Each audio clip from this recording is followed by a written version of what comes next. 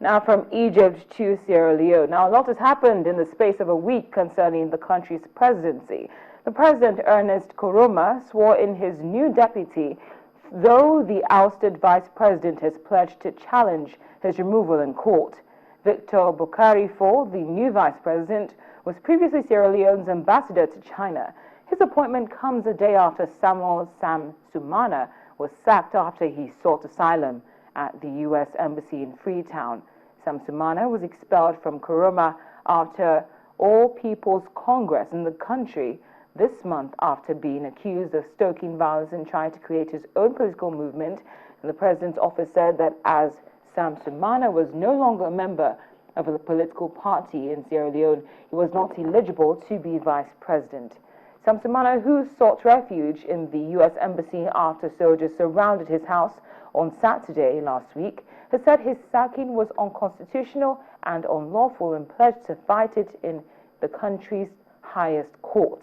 The row was has stirred confusion as Sierra Leone's 1991 constitution only allows the dismissal of the vice president with the vote of 2/3 of parliament.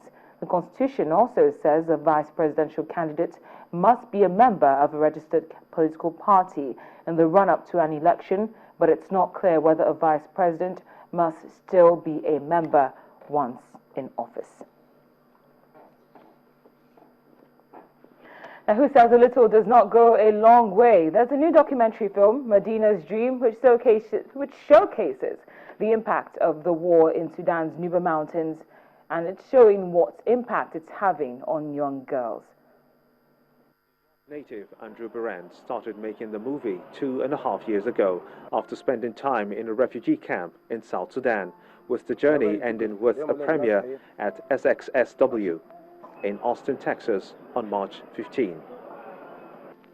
After learning about the war and how it has affected young girls, Barand said he felt like he had to tell the story, saying it's a forgotten war. I mean, my goal with the film is to, like I said, carry the message. This is happening, that they're bombing their children, they're starving their children.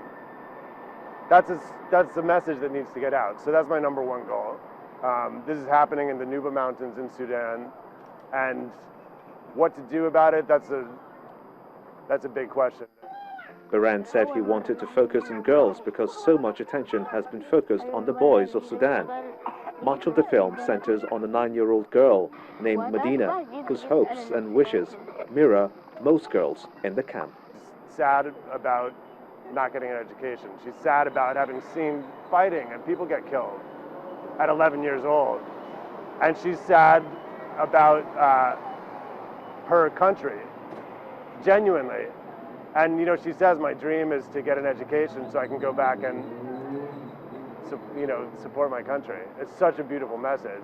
Filming put Barand in many dangerous situations, which he said most in westernized countries would have a hard time to understand. There's ground fighting, so there's front lines, and that's driven a lot of people to flee across the border. But also the government sends airplanes and bombs somewhat indiscriminately. So, you know, we could be standing here doing an interview, and then you hear the sound of the airplane, and you have to go, everybody runs into a cave, into a hole. The documentary has received various commendations and recognition.